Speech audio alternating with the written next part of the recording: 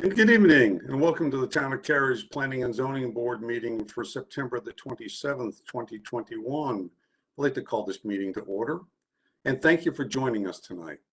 All board members, staff members, and applicants are participating remotely.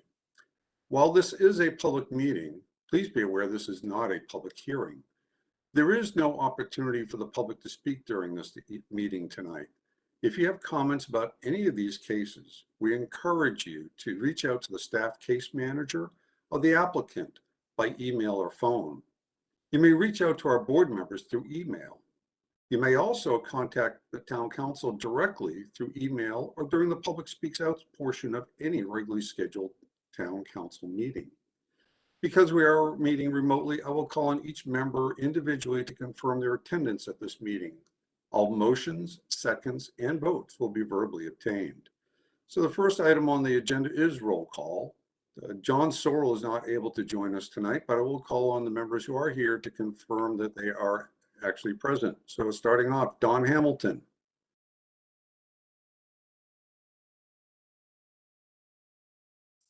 Sorry, technical difficulties. I'm here. That's all right, thank you. Nicole Samuel? Here. Mary Jo Hill?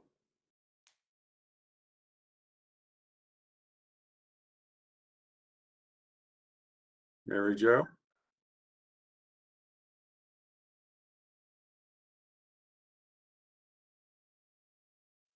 Let me see. Let me move on. Mary Jo was just here a second ago, but Chuck Montgomery, you I'm present. Thank you. Steve Crutchfield. Present. Jessica Pearson. Present. Jessica McClure. Present. And Mary Jo, have you been able to join us?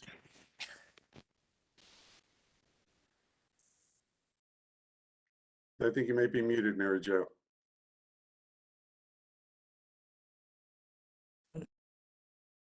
Try again. Can you hear me? I can now. Okay, Thank you. sorry. That's all right. And I, Dan McFarland, is present as well. So we have 8 of our 9 members present tonight. Thank you. The second item on the agenda is the adoption of the agenda. Will somebody please make a motion to adopt the agenda? I'll make a motion to adopt the agenda. This is Jessica Pearson. Thank you, Jessica. Do I have a second? I'll second. This is Mary Jo. Thank you, Mary Jo. So I'll call on each of you to state your vote. Don Hamilton. Aye. Nicole Samuel. Aye. Mary Jo Hill. Aye. Chuck Montgomery. Aye. Steve Crutchfield. Aye. Jessica Pearson. Aye. Jessica McClure. Aye. And I vote in affirmative as well, passes unanimously. The next item on our agenda is the approval of the regular meeting minutes from August 23rd. Do I have a motion to approve those minutes? This is Don. I make a motion to approve. Do I have a second? This is Chuck. A second. Thank you. So once again, we'll do a roll call. I'll call on each of you and state your vote. Don Hamilton. Aye. Nicole Samuel. Aye. Mary Jo Hill. Aye. Chuck Montgomery. Aye. Steve Crutchfield. Aye. Jessica Pearson. Aye. Jessica McClure. Aye. And I vote in the affirmative as well. Accept the minutes unanimously. Okay, we have one case on our agenda for this evening. It's RE20 REZ08. It's a Louis Drive rezoning. Senior Planner Aaron Puckett will share the staff's presentation. Following the presentation, the applicant will share their remarks. All board members will have an opportunity to ask questions of staff and the applicant. Ms. Puckett, good evening. You may proceed. Thank you, and good evening, board. This is a request to rezone just under 7 acres located at 6705 Louis Drive. The site is located on the south side of Louis Drive, approximately 600 feet east of NC 55. The Brookstone neighborhood is adjacent to the site to the east and across Louis Drive to the north. Cary's GIS indicates a stream buffer present on the site associated with a former farm pond that was filled in the late 1990s. A stream now exists adjacent to the former pond, so a preliminary evaluation of the buffer location indicates a more linear stream buffer likely exists today on either side of the approximate stream shown on this slide. Louis Drive is currently a 2-lane road with curb and gutter. There is existing sidewalk on the south side along the site frontage and continuing to the east of the site. The future roadway widths map shows Louis Drive as a collector with curb and gutter and sidewalk on both sides. The property is currently located in Wake County and is zoned R40 watershed. And the applicants are requesting to rezone the property to transitional residential conditional use and watershed protection overlay district. The applicant is also proposing several zoning conditions. These include limiting the uses to detached dwellings, townhouses, and neighborhood recreation, limiting the number of dwelling units to a maximum of 32, which is a density of approximately 4.8 units per acre, and that would include at least 3 detached dwellings. Providing at least 3,600 square feet of community gathering space, which is 3 times the LDO requirement. That area will include seating as well as at least one amenity in the form of a community garden, dog park, or playground. Wiring all dwelling unit garages for 60 amps for electric vehicle charging. Constructing a pedestrian connection to sidewalk on the north side of Louis Drive, comprising a crosswalk across Louis Drive with a median to provide refuge for crossing pedestrians and serve as a traffic calming measure. A sidewalk and crosswalk connection between Joseph Pond Lane and the sidewalk which is being constructed with the Cornerstone Towns project. Conceptually, Cary staff supports the provision of these improvements, but our staff and NCDOT will review and approve the design of these elements during development plan review if the rezoning is approved. The applicants have also offered to regrade and/or replace the sidewalk along the property frontage to improve drainage. And in addition to meeting all Cary's stormwater requirements, to reduce on-site runoff rates for the 1, 2, 5, 10, 25, and 100-year storm events by at least 25% to the existing stream channel. The applicants have also provided an exhibit and associated conditions which commit to an 80-foot wide Type A buffer along the eastern property line where outside of the 100-foot wide stream buffer, which would be double the buffer width the LDO requires, and a 100-foot setback from the eastern property line in which no structures would be built. The applicant's exhibit shown here also indicates the surveyed stream buffer location shown in dark green, which will provide a large buffer and separation along much of the eastern property line. An analysis of the request against the Imagine Cary Community Plan finds that policies in the Live, Move, and Shape chapters apply most directly. In regards to the Live chapter, the proposed development would provide a housing type somewhat unique to the immediate area on a parcel bordered by existing development. Regarding move policies, by offering transportation improvements through rezoning conditions, this development could help improve multimodal design in the area by providing a missing pedestrian connection and associated traffic calming. The sidewalk improvements proposed along the site's frontage would also help ensure a well-maintained system. Regarding the shape chapter, the proposed mixed residential development would provide a smaller and denser residential type than directly adjacent uses, although it could potentially provide a reasonable transition between detached residential uses to the east and NC 55 to the west. The increased perimeter buffer, regulatory stream buffer, and 100-foot separation along that eastern property line where adjacent to Brookstone also help with natural buffer transitions. The site is also located in a traditional neighborhood on the Future Growth Framework map, which predominantly supports detached dwellings, but can support smaller residential types in discrete pods, especially as part of larger master plan communities. Given the small size of the property and the existing development to the north and east, this site might be considered a pod. A virtual neighborhood meeting was held in October 2020 and 27 nearby property owners attended. They had questions and concerns regarding existing traffic in the area, particularly at the Louis Drive and NC 55 intersection, and how this development might exacerbate it, as well as drainage issues in the Brookstone neighborhood, particularly along Millybrook Court. One citizen had questions about connectivity to properties to the south, and several citizens voiced a preference for less dense detached housing at this location. Staff also received 9 emails with questions about the rezoning process and public hearing, several with concerns about traffic and flooding, as well as concerns with the density and use type. A virtual public hearing was held in March. 25 written comments were provided by email or 311, and 4 call-in speakers also spoke at the meeting. Concerns included traffic, again, particularly at the Louis Drive and NC55 intersection, as well as concerns with cars using Louis Drive as a cut-through. Several commenters expressed concern with the density and housing type, and a preference for detached dwellings more consistent with the Brookstone neighborhood. Several concerns were voiced regarding drainage, impacts to property values, and construction noise.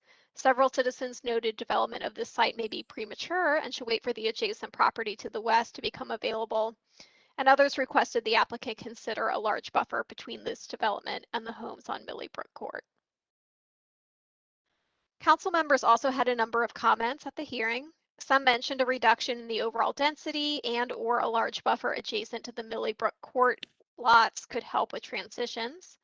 Some agreed that a more comprehensive development with the parcel to the west would be helpful and could feel less premature. Some members noted townhouses felt like an appropriate use here, especially given the proximity to an elementary school, while others felt detached dwellings could be a better use. The applicant made a number of changes to conditions since the public hearing. These include reducing the total number of units from 40 to 32, ensuring a minimum of 3 units will be detached dwellings, increasing the community gathering space from 2,400 to 3,600 square feet, providing an 80-foot wide type A buffer along the eastern property line where outside of the 100-foot stream buffer, and ensuring no structures are built within 100 feet of the eastern property line. Staff's preliminary finding is for consistency with the Imagine Cary community plan. We found that the request supports the LIVE policy of providing a unique housing type in this area with the provision of townhomes. Regarding move, conditions to provide a crosswalk and sidewalk connection, as well as repair or replace the sidewalk along the property frontage, contribute to multimodal design and also help support a well-maintained system. In regards to shape, a mixed residential project consisting of townhouses and detached dwellings could provide a reasonable transition between uses to the west and the Brookstone neighborhood to the east, and the provision of a wider buffer to the east provides good natural buffer transitions. The traditional neighborhood future growth framework designation can support townhouses and small pods, particularly as part of larger master plan communities. This relatively small development, with the inclusion of at least 3 detached dwellings, could help this fit the intent of development in a traditional neighborhood. In evaluating the request this evening, the board may wish to consider a number of questions, such as whether the proposed uses and density are appropriate at this location, and whether the conditions provide for appropriate transitions. This concludes staff's presentation, and following the applicant's comments, we're available to answer any questions. The applicant's representative, Isabel Maddox, is on the line to speak to this request. I also would like to note that the applicant has provided a slide showing a conceptual site layout, which you may see momentarily, but wanted to remind the board that at this time, the site layout is not a zoning condition. And with that, Ms. Maddox, you may proceed. Good evening. My name is Isabel Maddox, PO Box 946 Raleigh 27602. I'm here tonight with my clients, Julie Gavigan and Whit Cozart of Blue Hill Development, as well as Linda Top, our land planner. And if you wouldn't mind pulling up our exhibit, I think it's slide 25. Yes, thank you. And it's the same as the exhibit shown in the staff slides. It's just a little bit easier to see the various aspects of it. So this is a request to rezone this property to transitional residential. We have a maximum of 32 units. This is down 20% from our original request of 40 units. We will include both towns and single family. You can see the yellow shapes are sort of where the single families are proposed, and the orange are areas where townhouses will be developed. And you can see the really serious buffer that we're providing. The dark green on the bottom of this site plan, it shows the stream buffer. So that will provide a substantial buffer for most of the houses to our east, which is on the bottom of this slide, that front on Millybrook Court. And then where the stream buffer ends, the last 3 houses on Millybrook, we have provided an 80-foot wide type A buffer, which will be planted, and we will try to use as much existing vegetation as possible. I think that benefits both the developer as well as the property owners. They have expressed their desire to maintain as much existing as possible, and we certainly want to comply with that. But we will meet the type A standard, and then we will also have an additional 20 feet there of setback. So they'll have 100 feet of guaranteed distance between their lot line and our single family. Our towns and single family. So you'll see the buffer, so the transition really between the single family to our east and this development will be substantial. Then next I want to talk about traffic and right-of-way improvements. And I hate to ask this, but if you could switch over to slide 13, which has some of the right-of-way issues highlighted. Our traffic analysis prepared by traffic engineers shows that the traffic generated from this development that we propose will be fairly small. It will only result in a delay of 2.9 seconds per vehicle on Louis Drive and a delay of only 0.6 seconds at the intersection of Louis and 55. So not really much delay at all. We're just not adding that much traffic. We're also proposing meaningful right-of-way improvements to help with both vehicular and pedestrian safety, including, as it's been pointed out, but the one thing that really hasn't been pointed out clearly is that there will be a median added to Louis Drive with a pedestrian refuge. And we believe that'll be a traffic calming measure that will slow down traffic here. We are providing 2 new crosswalks, one across Louis, right adjacent to our site, and then the crosswalk across from our development, which will be crossing Joseph Pond Road. We'll be regrading, we'll be adding new sidewalk on the opposite side of Louis Drive and also improving the sidewalk on our side of Louis Drive. We understand that puddles quite badly to the point where it's not really usable as a sidewalk, and we have agreed to regrade and repair that. So we think they're adding some major improvements there that will help both safety and walkability in this area. Next thing I want to discuss is stormwater. If you go back to slide 25, our applicant's exhibit. Here we propose you see the little stormwater pond under the light blue triangle on the left side of this drawing. And so we have committed to, we will reduce the rate of site generated stormwater runoff flowing to the existing stream channel by at least 25% from the pre-development rates. So that means we're going to make it better than it is now with no development. And the way we're going to do that is we're going to direct the drainage, instead of running down to the backyards of the homes on Millybrook, we're going to direct it to that pond, and it'll be retained and then released on a very slow basis to go really more in a, I guess that's a southerly direction. But this rate of release will be so slow, it will not really be very impactful. So we're actually improving the stormwater situation in this area. Another change, we have increased the gathering space from 2,400 to 3,600. That's triple the LDO requirement. We show 2 gathering spaces in this area. One's probably going to be a garden, and one's probably going to be a dog walk, or maybe a seating area. We are wiring all units for electric vehicle charging. We have had 4 neighborhood meetings starting in September of last year, October, in February and July of this year. And we've had a lot of back and forth communications with the Brookstone neighborhood. Our most recent meeting was in July, and I think it went really well. We had about 25 people show up at the meeting. We talked about a lot of issues. We agreed to make some improvements to our cases. We enhanced the buffer. We included some single family here, which they wanted to see. And we agreed that several items we couldn't include as conditions, but we are working towards a private agreement with the neighbors regarding some things like construction hours, some Louis Drive landscaping, and also helping them. They own, it's sort of odd, but they own these strips of property along Louis Drive as it enters the neighborhood from Highway 55. And we've agreed to help them with their costs in getting those strips annexed into the town, so they won't have to pay the expenses anymore. So the most important thing I think tonight is that we do believe we comply with the 2040 Cary Community Plan and Imagine Cary policies.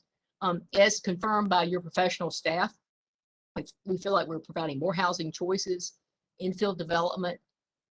We believe we are providing very good and appropriate transitions with our 80 to 150-foot buffer and 100-foot building setback. We believe we fit into the future growth framework with a slightly higher density pod. And, you know, if you look at the property, the vacant property that is directly adjacent to 55, the expectation is that's going to come in, that's zoned highway district in the county zoning right now, but we believe that will come in and either request commercial or apartment use. So we feel like this townhouse will be a nice transition between that more intensive use and the single family.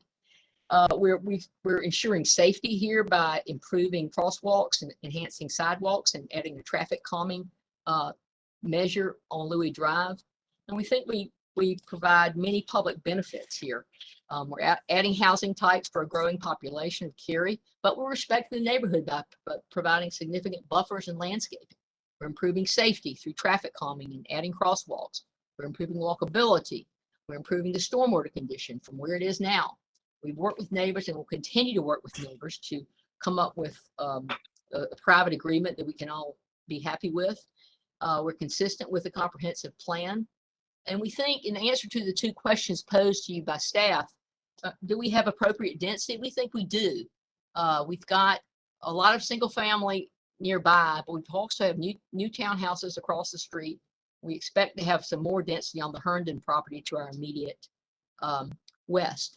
And the other question, do we have appropriate transitions? And we think we do. As you can see from this picture, we have a substantial green area between the backs of our proposed buildings and the existing single family. And when you go through what the neighbors' complaints or questions were, we've responded, I think, to almost every one of them. You know, traffic, we were low generating use, and we're doing some improvements. Drainage, we're improving the drainage situation from where it is now. Construction hours, we're going to put that some limitations in a private agreement. Larger buffer, we have a large buffer.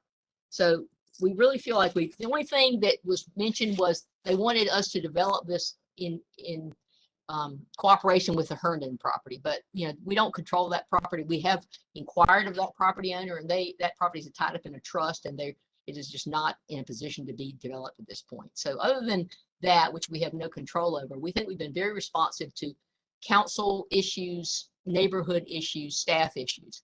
And we think we've come up with a really solid proposal here and are available for any questions that you might have. Okay, thank you, Ms. Maddox.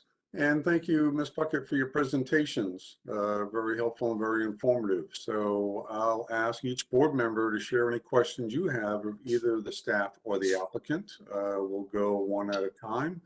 And we'll start off with Don Hamilton. Don, do you have any questions for the staff or the applicant?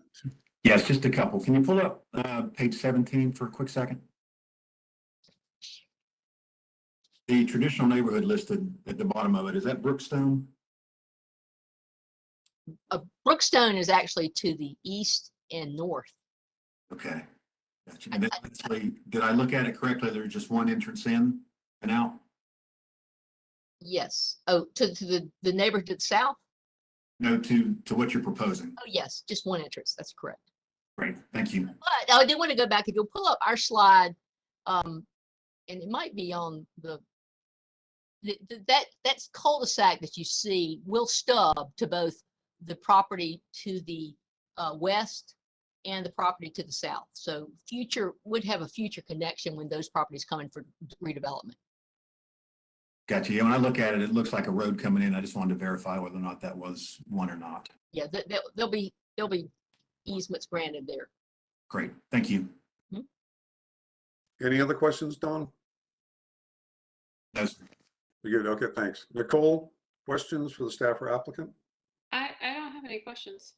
Okay, thanks. Mary Jo, questions for the staff or applicant? I don't have any questions. All right.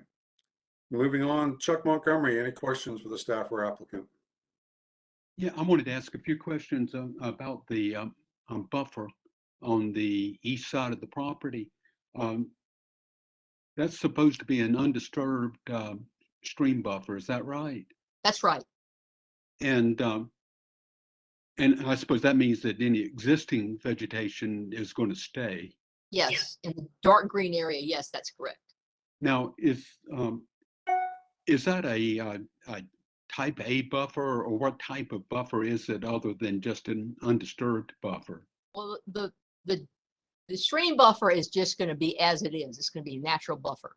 In the lighter shade of green, just to the right, that will be, the stream buffer ends there, and we will then be installing a type A buffer there. We're using as much of existing vegetation as possible, but supplementing it as needed. Okay, how much vegetation is there along that existing stream buffer? And it seemed like it was fairly thick to the, what would it be? To the left as I'm looking at it. Maybe an aerial might help us look at that a little bit better in Right. terms of what's existing. Yeah, Jess, would you mind going back to slide 2 with the vicinity map? And this is Erin. I just wanted to weigh in on this. So you can kind of see on the aerial, there is some existing vegetation here, and the vegetation gets heavier along the southern part of that eastern boundary where the stream buffer is wider. I did want to clarify also, so if there was no stream buffer here and the applicant was not offering that 80-foot wide type A buffer along the northern section of this eastern buffer, the LDO requirement is for a 40-foot type A. That's assuming nothing else was there. What could happen in reality, so the stream buffer, as Ms. Maddox noted, will kind of stay as is, but if for any reason it's underplanted, for example, if it's got the correct amount or more of upper story trees, but we're missing some of those understory that would typically be required in a type A, our development compliance officers could have them plant supplemental trees kind of along the perimeter to help with that screening. So we will be in the field making sure it achieves a type A if for any reason it's lacking in either upper or understory trees, if that makes sense. And if I understand you, then that would be a 40-foot wide type A buffer if necessary. Correct. So that would be the LDO requirement. Obviously, they've exceeded that in width for the northern section. And we are aware that where they're showing that stream buffer, our stormwater folks have taken a look at that, and that's pretty accurate as to where we believe the stream buffer is. So that vegetation will stay as the applicant noted. So the type A being provided after the stream buffer ends will be 80 feet. As shown on that map. Yeah. Yep. Okay, one other question. It says that there will be a 25% reduction on the pre-development rate of flooding. Give me some idea. Does that seem like it's going to be fully adequate to protect the properties to the east? And this is Erin again. I can weigh in on that a little bit. So this development is required to meet all of our current stormwater regs. The additional 25% reduction is essentially a bonus on top of that. So there are drainage issues kind of along the rear of those Millybrook Court properties today. This is reducing that runoff by 25% based on what's out there today. That's in addition to what they would be required to do per the LDO to just mitigate for the impacts of their development in a vacuum. So that's any development of this site will improve stormwater to those Millybrook, or excuse me, stormwater runoff to those Millybrook lots. And this is just a bonus on top of that additional 25% reduction they've committed to. Okay, thank you for that clarification. That's all my questions. Hey, thanks, Chuck. Steve Crutchfield, do you have questions for staff or the applicant? Just a couple. First, on the zoning conditions, where it says minimum 3 detached, those, am I supposed to interpret that as single family detached, or how do I really read that condition? That's correct. Our LDO essentially defines single family detached and attached, with the attached being townhomes. So that's the distinction there. So those are, you're correct, a minimum of 3 detached Okay, so single-family dwellings. The 3 detached homes that we saw on the exhibit provided by the applicant, those are a zoning condition. The minimum of 3 detached lots is a zoning condition. The location of those lots technically isn't, and that's just why I caveated that exhibit that you saw from the applicant, but that's their plan currently for the location of those But 3. and I'm kind of zeroing in on this because it's really kind of the big deal for me to approve this or not, because we're asking, we've got the big single family neighborhood on 2 sides, and the 3 detached homes to me really add to the transition, and without them I wouldn't be able to support this. So this is something that is not a proposal. It is part of what must be built. Correct. At least 3 detached single-family dwellings must be built as part of this. The location is not set in stone. Okay, right. I realize they could move their proposal around a bit, but we'll see those 3 homes somewhere in the mix. Correct. At least 3, yes. Okay, and then on slide 13, I think it shows it a little bit better. The area that is fronting Highway 55, we've approved several developments that kind of line up townhomes going down Highway 55, but that piece of property today is Wake County. It's not even part of Cary. Is that correct? So are you speaking about the Cornerstone Towns property? No, the directly behind directly behind what we're talking about tonight, next to Cornerstone, in between the development tonight and Highway 55. Oh, the property directly to the west of this one, that one shown in white here to the west of the Louis Drive property? Correct. It fronts 55. There's a couple of houses there today. Yes, that is still within Wake County. It's that highway district zoning in Wake County currently. Yeah. Okay, so it's just going to be a while before it's in play. And again, we've approved a bunch of townhomes going up and down 55. If we approve this, this is kind of setting a precedent that we're backing it up a bit further than what we've done previously. I think that's it.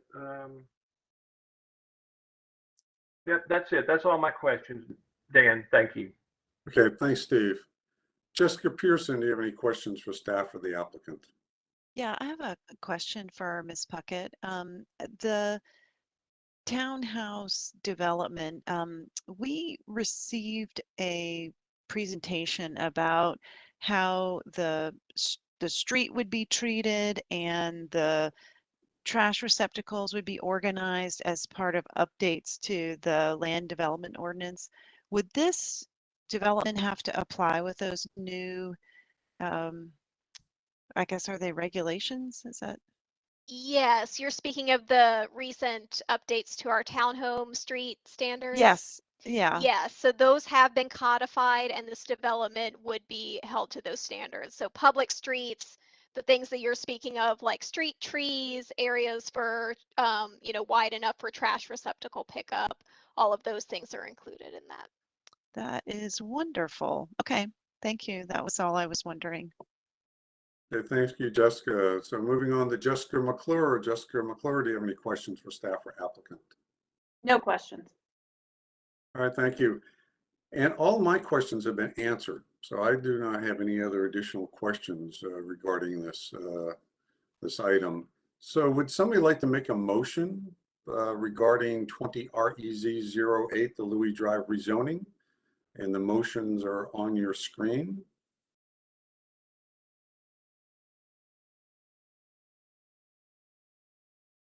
Okay, I'll make a motion. Thank you. I move that the board find case number 20 REZ08 is consistent with the comprehensive plan and all other applicable plans for the reasons set forth in the staff report, presentation and discussion by the Planning and Zoning Board.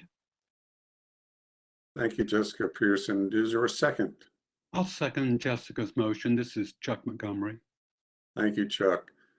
Okay, so let's have a discussion on the motion.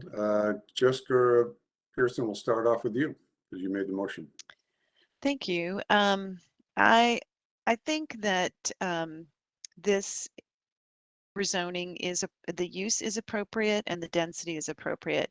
I think that the responses that the applicant has made based on the public meetings that were held and sort of concerns by not only the public but the town council by reducing the density and then also introducing a minimum of 3 detached. So they could have more than 3, but they're proposing a minimum of 3. I do think that the stream buffer helps with the transitions. And I felt that Ms. Puckett laid out a really good presentation in the staff report. And so to me, this use is appropriate. And that's why I put the motion forward. Thank you, Oh, Jessica. I mean, I don't want to take everything, but I also really appreciate the pedestrian connections. I thought that was a really great condition. Sorry, Chuck, go ahead.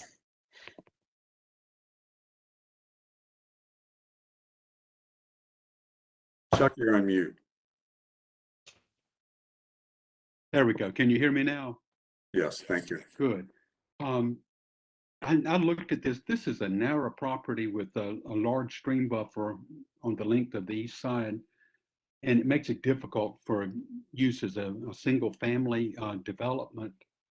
I was impressed at the 80-foot wide buffer on the east side adjoining on the Millibrook Brook Court. With a 100-foot building setback line gives it a strong buffer on the east, which I think is absolutely necessary. And I also think that the transitioning from east to west towards Highway 55 makes a townhouse development appropriate on this site. And finally, the drainage improvement, I think will be a substantial improvement for the neighbors to the east in Millibrook Court. So with all the accommodations that have been made by the proponent, I think it works. And I think townhouses are an appropriate use on this property. Okay, thanks, Chuck. Moving on for other points for discussion. Don Hamilton?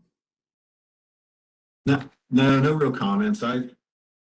Until the presentation, I wasn't going to approve this one just based on the fact that a traditional neighborhood should have predominantly single family detached. But after hearing everyone's comments, I agree that this is an appropriate use. All right, thanks, Don. Nicole Samuel?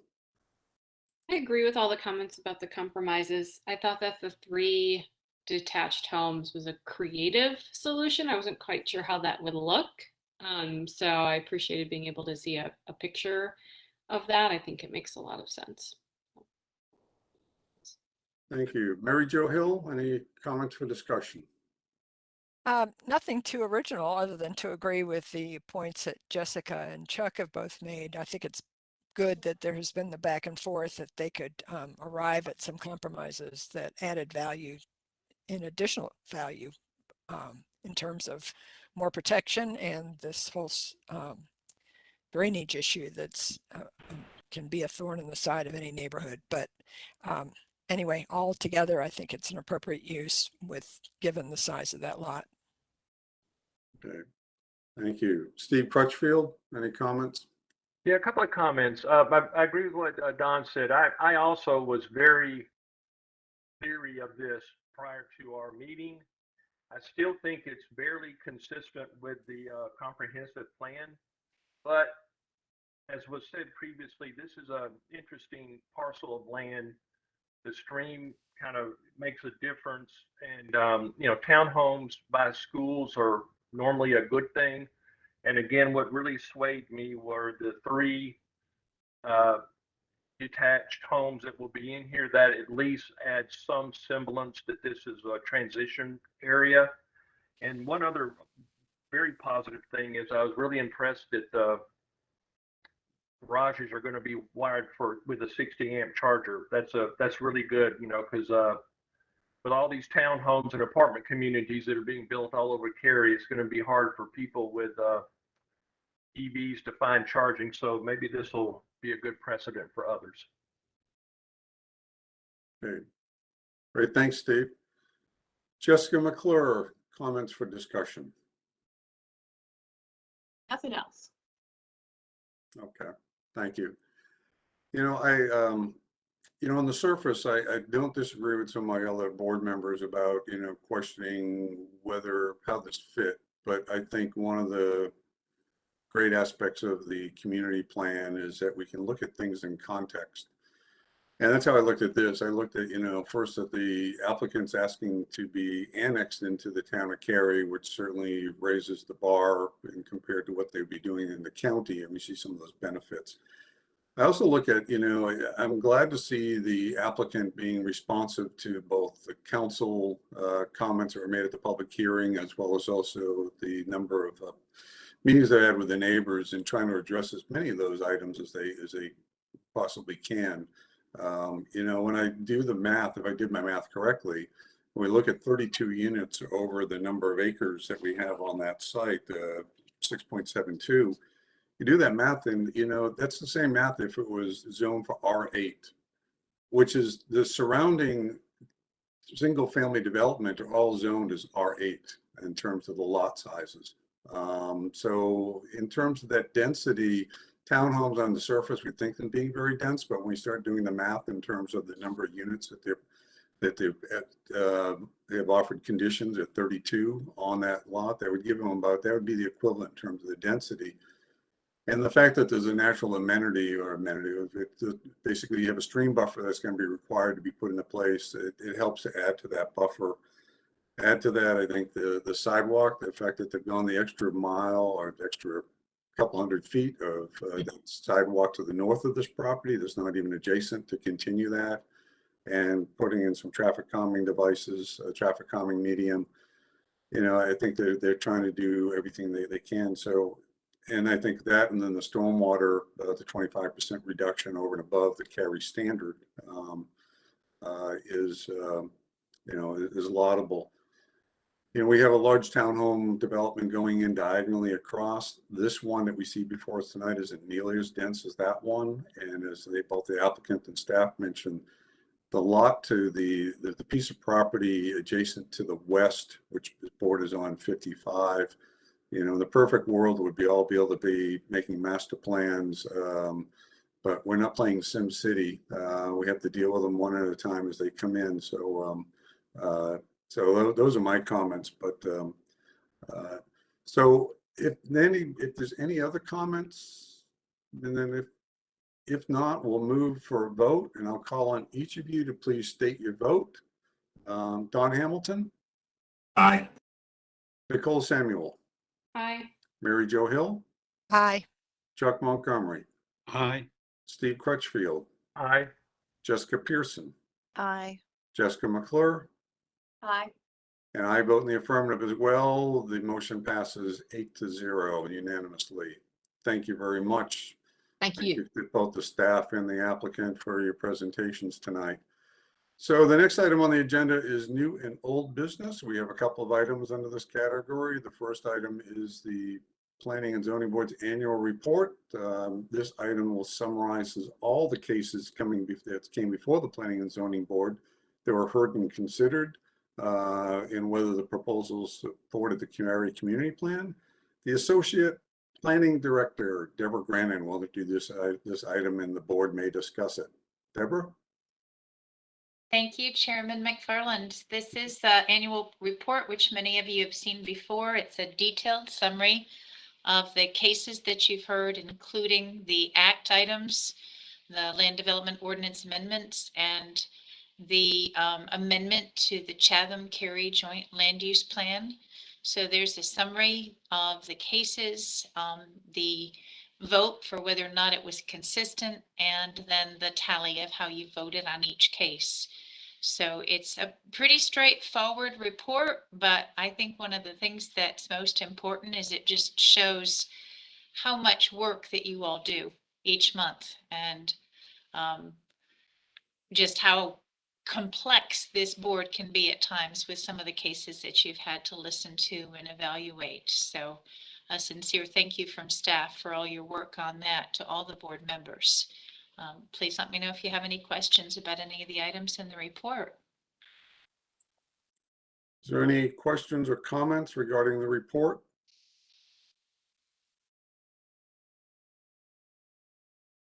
On the board, if not hearing any, we'll move on to the second item. And you can go ahead and entertain a motion to accept the report and approve it.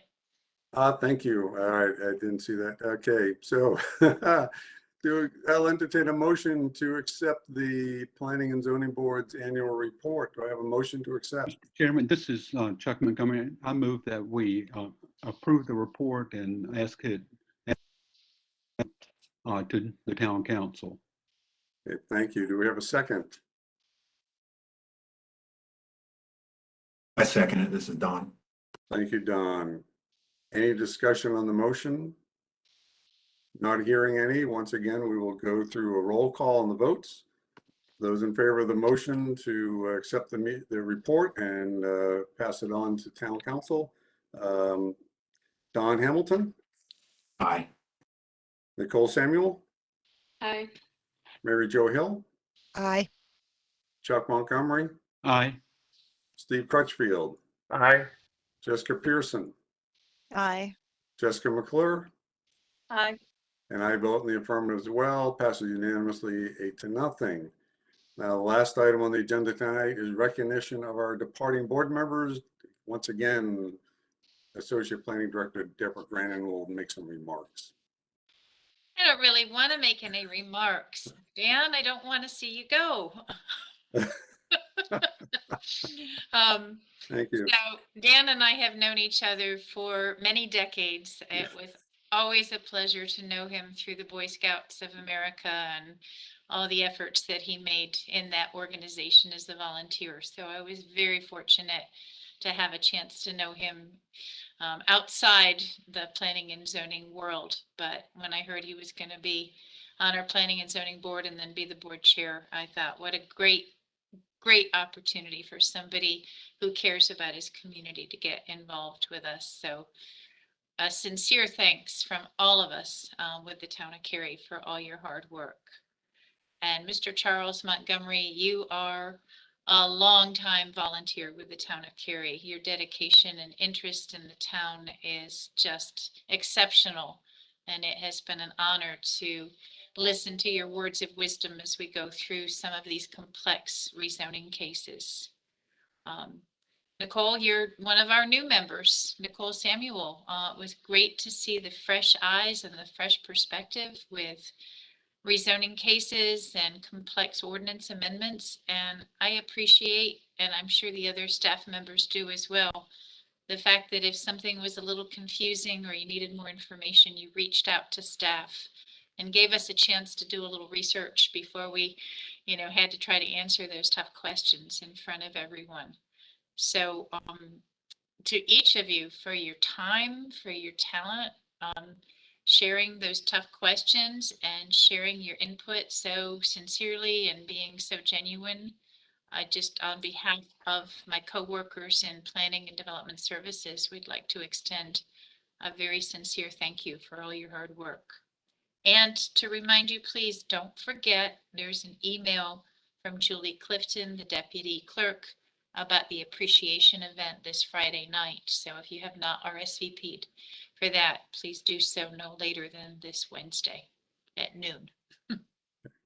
So again, thank you. Thank you for all your hard work and your dedication to Cary and for making it a pleasure to work with you. Well, thanks, Deborah. I'll just, right back at you to the staff, because the thing that makes serving on this board and other boards that I've served on has been the staff, the professional staff. The staff that's always available, always willing to answer questions and guide us through. My 6 years on the board, I've had a number of work sessions when we had very complex cases, or when we just had issues or topics that we just needed to really understand, whether it be traffic studies or buffers or whatever the topic was, so we could just do our job better. But we really appreciate the professionalism and you know, in the dedication the town staff has had in the group, and all those who are on this call, as well as some of those who retired that we've got to know, and those who aren't here. But and also to my fellow board members, it's been a pleasure to be able to serve with all of you over the years, and so it's really been a fun. I really enjoyed myself doing this. Chuck or Mary Jo, do you have anything you want to say?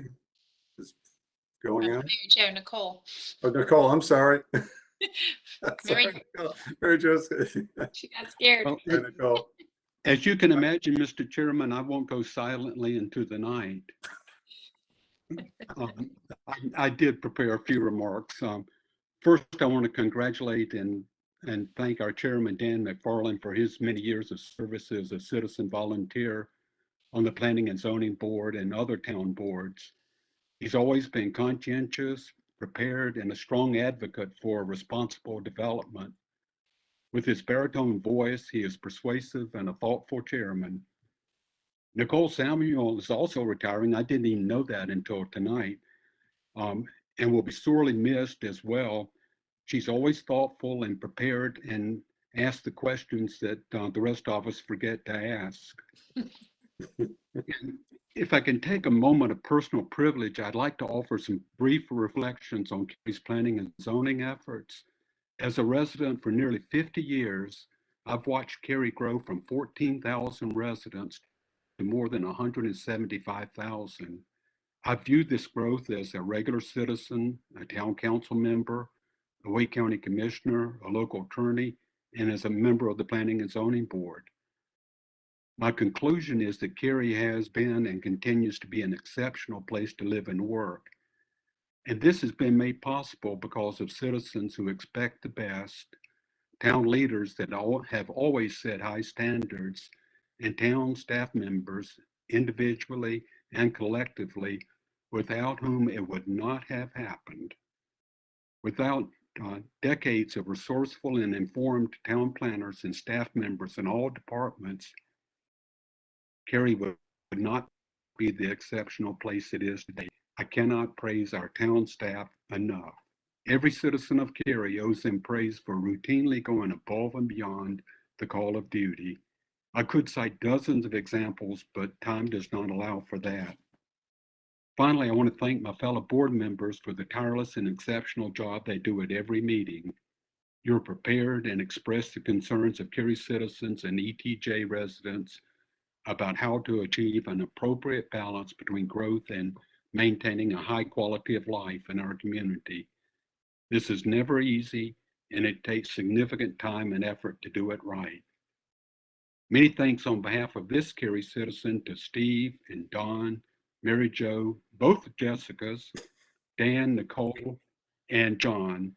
It's been my distinct privilege to serve alongside each of you. And lastly, thanks to the town council for allowing me the privilege to serve on this board. Thank you, Chuck. That's it.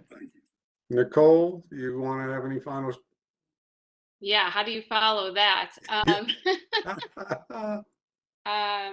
I'm very thankful for the staff and for the opportunity. Deborah, as you mentioned, I am newer on the board, and I was only in Kerry for a year before joining.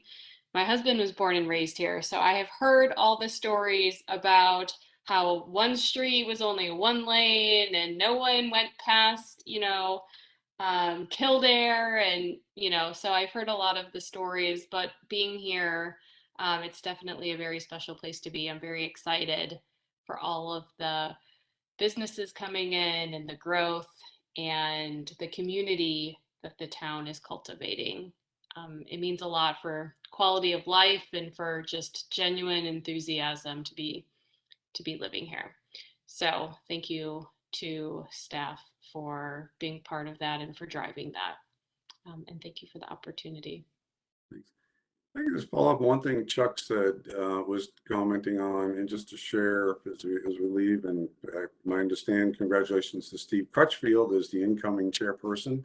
So Steve, this will all be yours. You'll be herding the cats starting next month. But you know, in the last several years professionally, I've had an opportunity. I work across the state, and I work with a lot of local and county governments and regional government councils of government. And I work a lot with planning offices in various capacity. And, you know, Cary's a very unique place. And we're very fortunate that we're dealing with issues at a level that we are. And wherever I go, you know, we are looked at being kind of the